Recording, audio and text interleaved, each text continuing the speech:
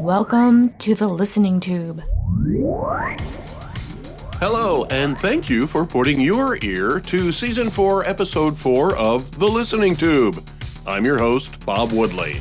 My wife won't listen to me for 40 minutes, so I'll talk to you. On this episode, we'll hear about a crime that could cost you your penis, the separation of church and state, the first transatlantic radio message, and prohibition. But first... Not the headlines. For millennia, religion has had a major role in the way we treat the deceased. Rituals and funeral ceremonies have become a part of our cultures. From the ancient Egyptians to today, what happens to our bodies after our spirits move on has been something we contemplate. Very often, our final wishes are dependent on our religious beliefs. Financial commitments also play a role in the route our remains will take to become once again a part of the earth. Aside from a Viking funeral or burial at sea, most of us are interred 6 feet underground or cremated, or if you die in New Orleans, you're put on a shelf until you disintegrate and raked away to make room for the next occupant. While many places are becoming less religious and more secular, there has been a shift in how we plan for what happens to our remains once our intentions become irrelevant.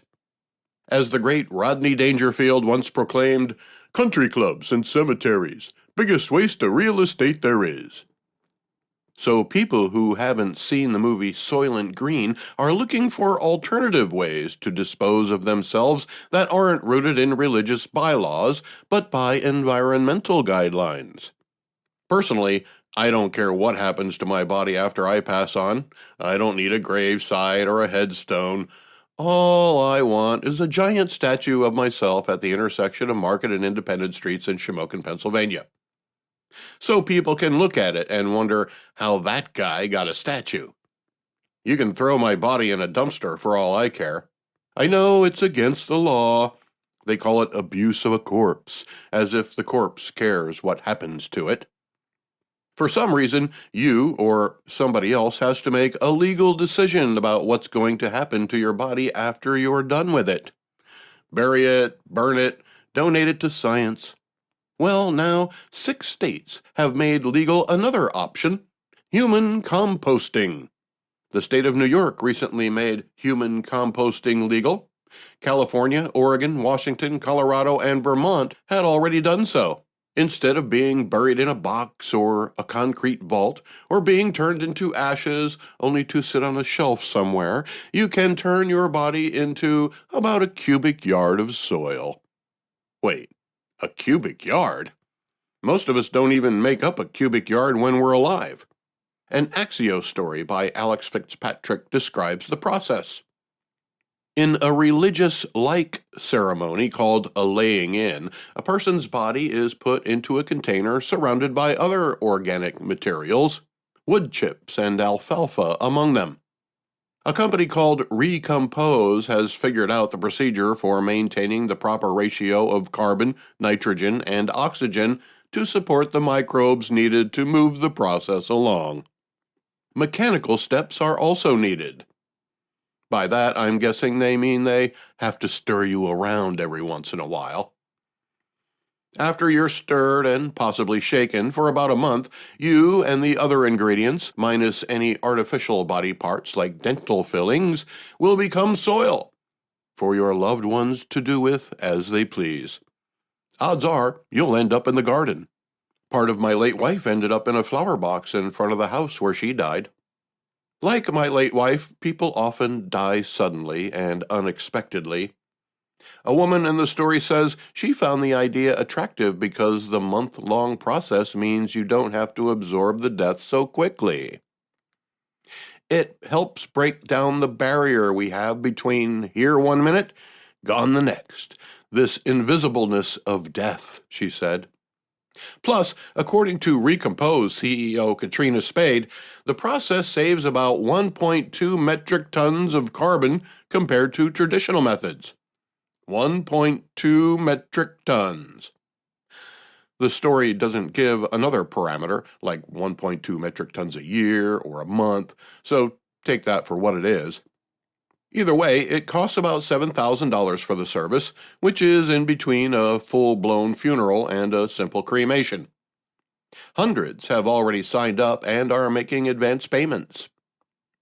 The author of the story was also kind enough to include some background in the practice of composting mammals.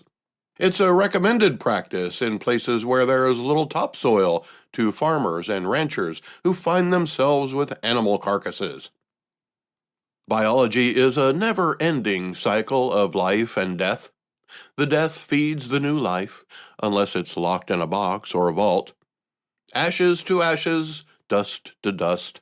It's a very long cycle for most of us, and if you don't want to wait until you die to use what your body produces to help the planet, you don't have to. Unless you're bald, then you'll have to wait until you die to help the planet.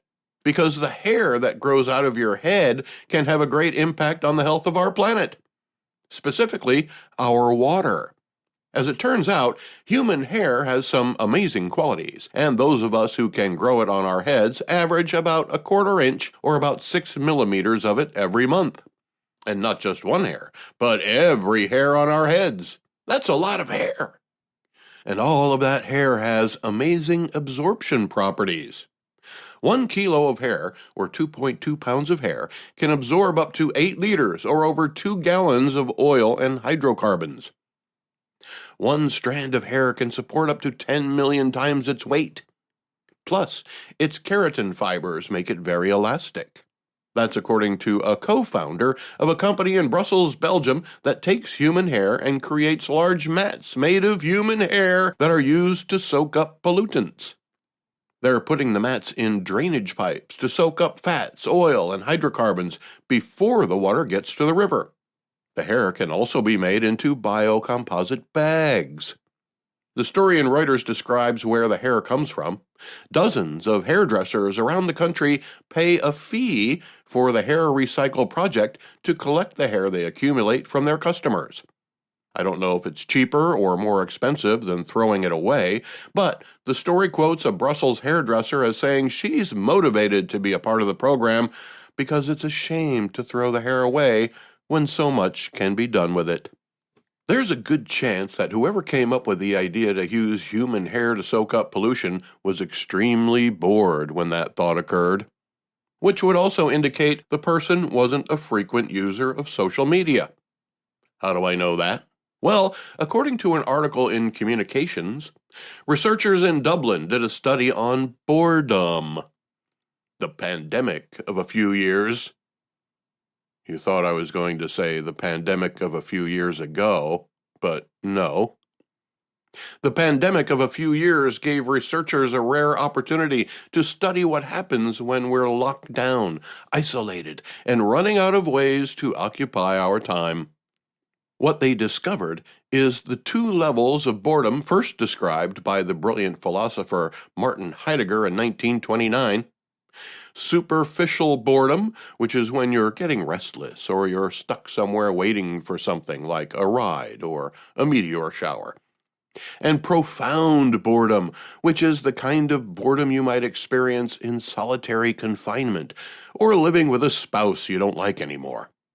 As it turns out, while boredom is most often seen as a negative feeling or emotion, it has benefits. What's happened is social media has become a roadblock to those benefits, as in today's society, the moment we find ourselves not doing anything else, we pull out our phones.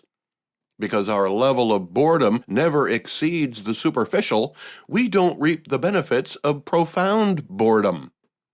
So what are the benefits of profound boredom?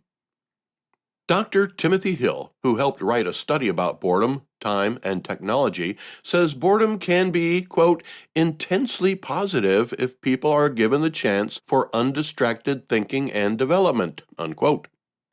In other words, some of our best ideas come to us when we're bored out of our skulls. Today's technology is preventing us from achieving that profound level of boredom, thus depriving us of our most creative thinking and the discovery of new passions. Instead of letting our minds wander, we take it by the hand and guide it through social media posts that have little to contribute to our progress as individuals. And you know what? I get it. Here's why. One of the things I do is color commentary analyst for radio broadcasts of high school football games.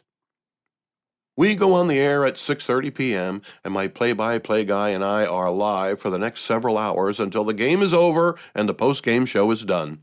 Usually around 9:30 or 10 o'clock, we turn off the mics and pack up. It's a very intense time, and you're constantly living in the moment. First a pregame show, then watching a play, describing the play, moving on to the next play, a halftime show, and so on until it's over. Once I get home, I don't turn on anything. I have to wind down. I crack open a beer, I stand in the living room and think. I also walk around a little bit. But it's during these moments I think of some pretty cool or stupid or profound or funny stuff. I write a lot of it down, and believe it or not, it was during one of those post-game thought fests that I came up with the idea for the listening tube.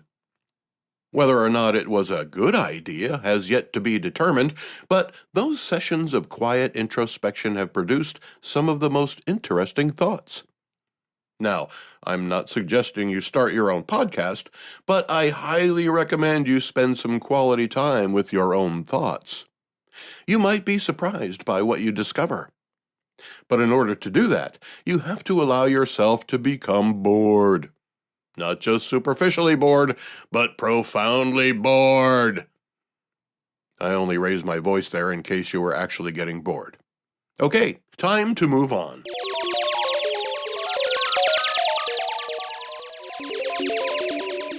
Let's go back through the listening tube for This Week in History. This week in 1120, the Council of Nablus is held, establishing the earliest surviving written laws of the Crusader Kingdom of Jerusalem. There were 25 of them, dealing mostly with adultery, sexual relations, and theft. But before the laws are presented, they're justified. Jerusalem had been cursed with mice and locusts for the 4 years leading up to the council, and it was believed that the sins of the people were responsible. Therefore, laws were needed to eliminate the sins so that the city could prosper.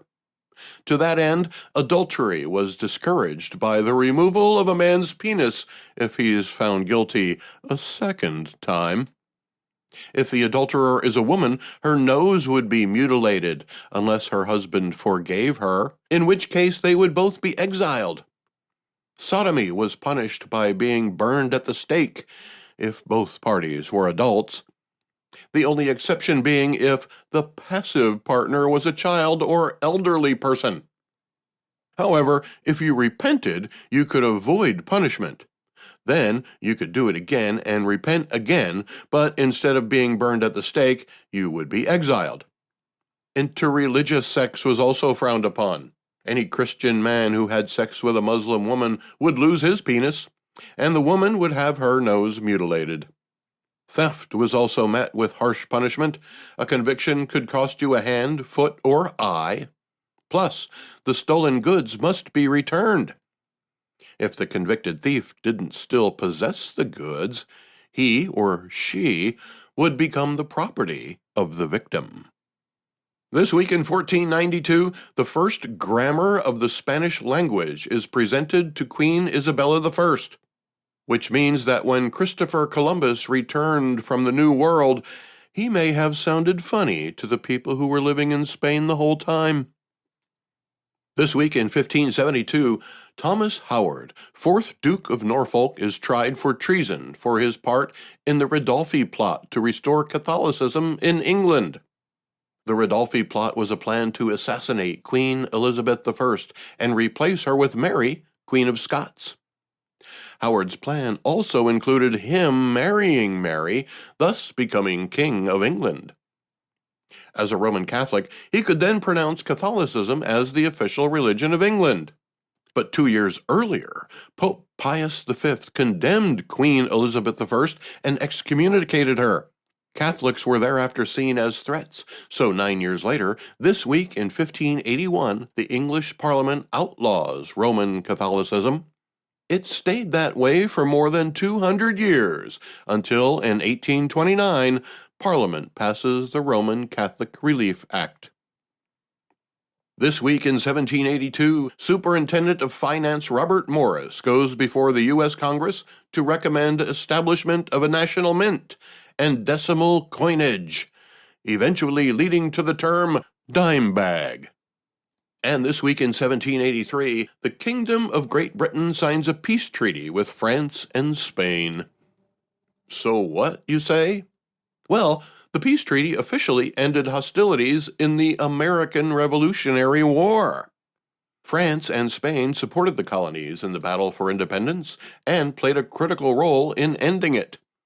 The treaty had 10 articles, only one of which is still in effect. The other 9 have been rendered irrelevant by progress. The only article that really mattered is the one still in effect, Article 1, which says, quote, Britain acknowledges the United States to be free, sovereign, and independent states, and that the British Crown and all heirs and successors relinquish claims to the government, property, and territorial rights of the same, and every part thereof. Unquote.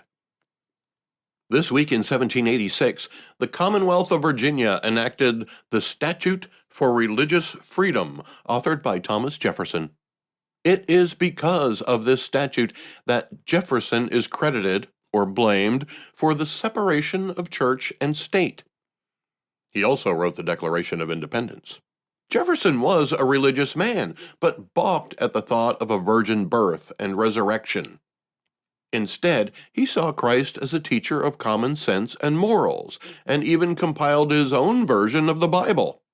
But it was in 1802, when Jefferson became the 3rd President of the United States, that he wrote a letter to a group of Baptists in Connecticut who congratulated him for his election victory.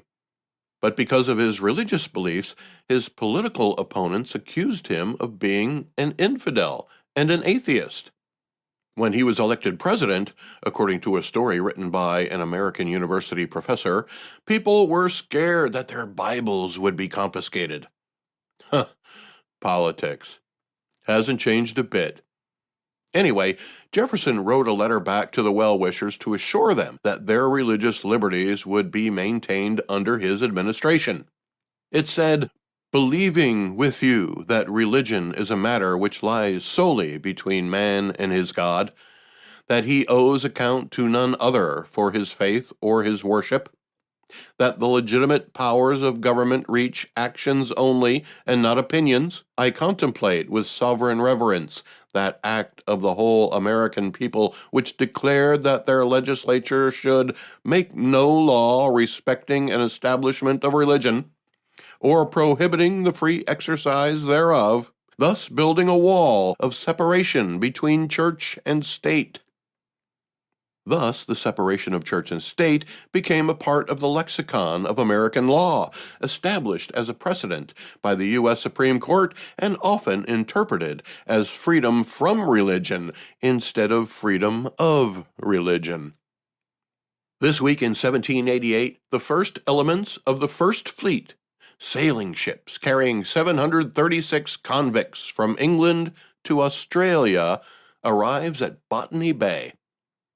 A day or so later in 1788, the second group of ships of the First Fleet arrives at Botany Bay, bringing even more people and supplies. Then, also this week in 1788, the third and main part of the First Fleet arrives at Botany Bay. Arthur Phillip decides that Botany Bay is unsuitable for the location of a penal colony. There was insufficient fresh water, and the soil was poor. Wikipedia says the trees were hard to cut down, and the port too shallow. So the governor decides to move the penal colony to Port Jackson, just north of Botany Bay. You might be familiar with the area of the former British penal colony. It's now the site of the Sydney Opera House, often seen on television around the world on New Year's Eve. This week in 1870, a political cartoon for the first time symbolizes the United States Democratic Party with a donkey. The cartoon was called A Live Jackass Kicking a Dead Lion, and it was drawn by Thomas Nast for Harper's Weekly magazine.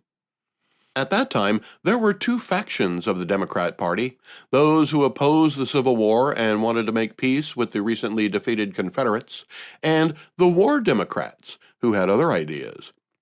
The donkey in the cartoon was symbolic of the anti-war Democrats, also called Copperheads. The dead lion in the cartoon was symbolic of President Lincoln's war secretary, Edwin Stanton. Ironically, Stanton was a Democrat and even publicly criticized the Lincoln administration. But Lincoln hired him because of Stanton's intelligence and determination in 1862, and Stanton immediately changed the entire army. The two became friends. It was Stanton who was at Abraham Lincoln's side when he died from an assassin's bullet, saying, "Now he belongs to the ages." I think the interpretation of the cartoon, a live jackass kicking a dead lion, means that the Copperheads weren't happy with the pace of peace talks and reconciliation following the Civil War. Feel free to draw your own conclusion. Or your own cartoon. This week in 1903, President Theodore Roosevelt sends a radio message to King Edward VII. The first transatlantic radio transmission originating in the United States. Well, it wasn't a radio message like we might be familiar with today. Here's a long-distance dedication from Theodore Teddy Bear Roosevelt to the big man, His Majesty King Edward VII in London.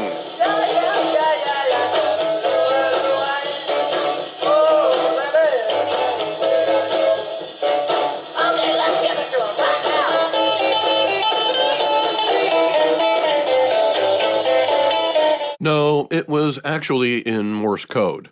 And, much to the surprise of Guglielmo Marconi and his 4 assistants, it actually worked on the first try.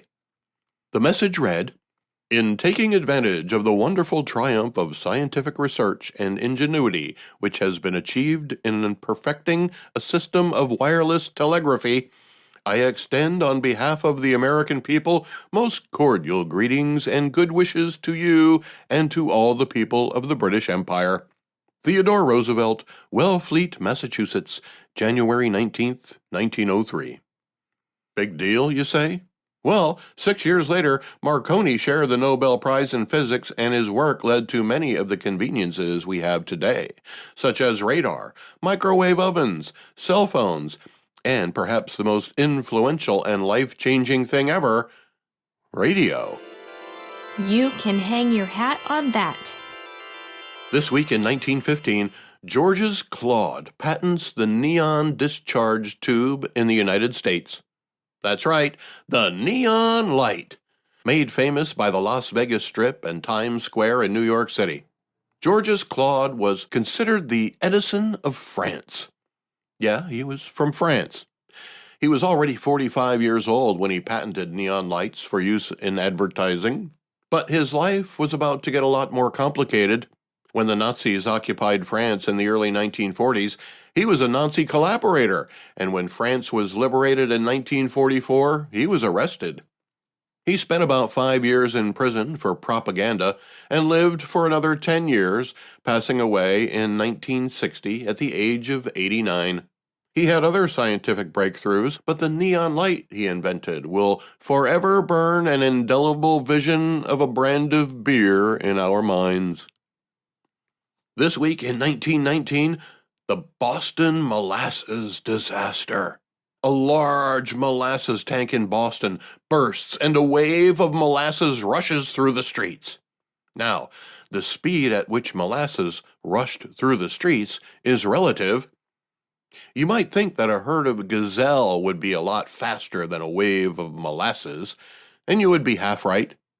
While a gazelle can reach 60 miles per hour, they can only sustain speeds of 30 to 40 miles per hour. The speed of the molasses wave was 35 miles per hour. The 2.3 million gallon wave reached a height of 8 feet. It killed 21 people and injured 150. So, from now on, if somebody tells you the person at the DMV moved at the pace of molasses in January, you may safely conclude that speed was 35 miles per hour. This week in 1919, the United States ratifies the 18th Amendment to the United States Constitution, authorizing prohibition in the United States 1 year later. The amendment had been proposed about 13 months earlier. It was the result of decades of work by members of the temperance movement who believed that if we didn't have alcohol, we wouldn't have poverty and other social setbacks. Some of the other social setbacks included immoral sexual behavior, which at that time had a much different definition than it does now, and violence, which for some people is spot on. The temperance movement is often seen as a group of crabby old ladies who don't want anyone to have any fun. Quite the opposite. The temperance movement believed that the absence of alcohol would, according to Wikipedia, inspire new forms of sociability, create happier families, reduce workplace accidents, and improve the world overall. That does sound better, doesn't it? Alas, that wasn't the end result. The amendment gave everybody a year to prepare for it, and most of us did so by figuring out how to find alcohol or how to make money selling alcohol. Speakeasies and organized crime filled the need, and the men who transported the liquor from where it was made to where it could be sold became today's NASCAR series of stock car races. Prohibition would last until 1933, encompassing the roaring 20s of the 20th century. The 21st Amendment to the Constitution repealed the 18th and sent the responsibility of alcohol regulation back to the individual states. While many states now have liberal alcohol laws, that wasn't always the case. I lived in Leavenworth, Kansas in the mid-1990s, and if I woke up on a Sunday morning to discover that I didn't have any beer in the fridge for watching football, I had to wait until noon and then drive over the state line to Missouri to buy some. Not only that, but in Leavenworth, you had to be a member of a bar, any bar, to have a drink there. It cost $11 to join a bar. Your membership would not become valid until 2 weeks later. But the 21st Amendment was seen by most as a victory for personal freedom, one less way the government intrudes on our lives. A recent Supreme Court decision also returned regulatory authority to the state level.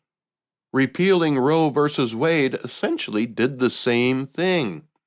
It turned over to the states the responsibility for regulating abortion. That's what the 21st Amendment did for alcohol. While the 21st Amendment is seen as a success for personal freedom, the abortion ruling is seen as a restriction of personal freedom. The listening tube will return at the speed of sound. Contact the listening tube by calling 570-601-1101 or email thelisteningtube@outlook.com. The world is full of slogans. From advertising jingles to political statements to words of inspiration, slogans have been used to influence what we buy. If you've got the time, we've got the beer. I like Ike was a slogan used to elevate General Eisenhower to the President of the United States. The owner of the Oakland Raiders inspired his team with, "Just win, baby." You may have even been inspired by a poster with a photo of a cat hanging from a tree branch with the caption, "Hang in there." And by golly, you did. Mostly because you had to pay the rent, but partly because of the poster. Slogans are a powerful tool when it comes to making people act and think in a certain way. We generally accept them as part of our culture, just like a billboard that we hear instead of see. Like a lie, a slogan can sometimes become truth if it is repeated enough, even if the slogan is false. The more vague a slogan, the more likely it's being used in a misleading way. If you've got the time, we've got the beer is a very specific slogan about one particular brand of beer, Miller High Life. The slogan was also a jingle that included the brand of beer in the lyrics. People all over America knew or know what brand of beer is available when you have the time. I Like Ike was about a specific person, an Army general running for President of the United States in the early 1950s, when the threat of communism was ever present and America needed a strong leader, but also a nice guy. We already knew General Dwight Eisenhower was a strong leader. I Like Ike made him human too. The Oakland Raiders of the 1970s were a force to be reckoned with. They were often the most penalized team in the NFL, yet they overcame it to produce victories. Their owner, Al Davis, didn't seem to care how the victories piled up as long as they did. Rules had to be put in place because of the way the Raiders found ways to win. Hence the slogan, "Just win, baby," and they did. Until they had to play the Pittsburgh Steelers. But his players and coaches knew exactly what he meant. When you know exactly what a slogan means and you agree with what it says, it's easy to jump on board and express your support. You might even repeat the slogan, and that slogan might even become a part of American folklore, like "Jump the Shark." Just be careful which slogans you choose to support, because, as I've already mentioned, the more vague a slogan, the more likely it is to be misused. Advertising and political slogans were, at one time, very specific in the product or person it was promoting. You either liked Ike or you didn't. But there's a slogan being promoted by the National Football League called "Inspire Change." You can sometimes see the phrase on the back of some players' helmets. It's the NFL's way of getting involved in social justice initiatives, which they agreed to do in negotiations with the Players Union a few years back. And just as social justice is a very vague description of something, so is the phrase "inspire change." Inspire change might just be the dumbest slogan in the history of mankind, as it doesn't even indicate if said change should be for the better or the worse. Gee whiz, this is working great. Too bad we have to change it. Should we always strive to improve? Yes. Should we do something in a certain way because it's always been done that way? No. But we shouldn't change things just for the sake of change. There's also a slogan that says, "If it works, don't fix it." So inspire change is one of those vague phrases that an entity like the NFL can use to claim they're doing their part to whatever. Inspire change doesn't really tell you what kind of change we're supposed to inspire or expect. The NFL's Inspire Change webpage describes 32 different people who are receiving help from the NFL to pursue their goals. Some are very admirable, feeding the hungry, helping athletes improve academically, improving the lives of wayward veterans. Some are suspect, mentorship programs that seem to exclude white kids, initiatives promoting equity that discriminate. But by putting everything under the same umbrella of "inspire change," you're not allowed to criticize the initiative without also being accused of racism or some other form of prejudice or bigotry. So using a slogan so vague as to encompass a variety of causes will also result in being shamed for disagreeing with anything covered by the umbrella. Oh, you don't like equity initiatives? You must also hate veterans. Instead of putting "Inspire Change" on the backs of the helmets, they should have been more precise, such as "Support Judge Dominique Collins" or "Support Van Brooks." You can look them up later if you wish. But the bottom line is that the NFL took the easy way out with a slogan so vague it can be misinterpreted. If you don't look at the website, Inspire Change can be anything you want it to be. If you want to inspire change in the tax code, the NFL's got your back. If you want to inspire change in the way grass grows, well, the NFL's probably already looking into that. If you want to inspire change in the defensive pass interference rule, even the NFL can't define what "inspire change" means. Inspire change is a slogan meant only for those of us who are unhappy. In that regard, the campaign couldn't have come about at a better time. Most people are unhappy right now. Unhappy about the economy, unhappy about inflation, unhappy about our energy dependence, unhappy about the invasion of our southern border. How could you possibly go wrong with a slogan like Inspire Change? There's a lot that needs to be changed in our society right now. There's a lot that needs to be changed in our government right now. But somehow the change the NFL campaign is talking about isn't the same change our country needs right now. The change the NFL is advocating is for abstract goals like social justice and equity, goals forced upon them through union negotiation. The NFL is grasping at straws to find worthy beneficiaries that meet the strict criteria of the so-called advocates for change. On the other side of the coin, you'll find the people who are happy, the people who aren't calling out for change. There are many people who like many of our societal norms. These are the people who like things the way they are. But there is nobody calling for us to inspire the status quo. It's much harder to show that what we have now is as good as it's going to get than it is to imagine how things might be better. So we often confuse change with improvement. We assume that different is better. That's not always the case. Inspire Change is a perfect example of how we can be led to support a cause that has no clear direction and may even lead to undesired results. The timing of such a slogan was perfect, as most Americans are unhappy with the current federal administration. At the same time, most conservatives see it as a liberal slogan and wonder why the NFL is even getting involved in social issues. But here's where I think the problem lies. Much like the left believes the right has commandeered the American flag, the right believes the left has commandeered the word change. Just as the left sees the stars and stripes as a threat to change, the right sees change as a threat to the stars and stripes. As a result, the left has been able to use the promise of change as a selling point, while the right has been relegated to trying to inspire the status quo. I'm sorry, but even the mind that came up with "I like Ike" can't come up with a slogan that somehow inspires the status quo. I don't think "Vote Joe for the status quo" would work, nor would "If you want to keep it the same, then Joe's the name." It's much easier to convince people that things would be better if they were different than they would be if they stayed the same. But that's not always the case. Sure, we want progress. Sure, we want innovation. Sure, we want improvement.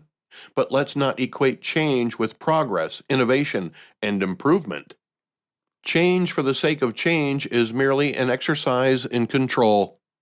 When you advocate for change, make sure it's a focused change, something you're sure you believe in. Try to not get caught up in vague slogans like "Inspire Change" or "Yes, we can" or "Make America Great Again." Don't get me wrong, they're all good slogans, but we need to peel away the layers of broad statements to determine if the slogan has any real meaning or if it's just a way to lead us in a direction we wouldn't go unless we were led there like sheep. A good slogan is like a Pied Piper leading the way to another destination.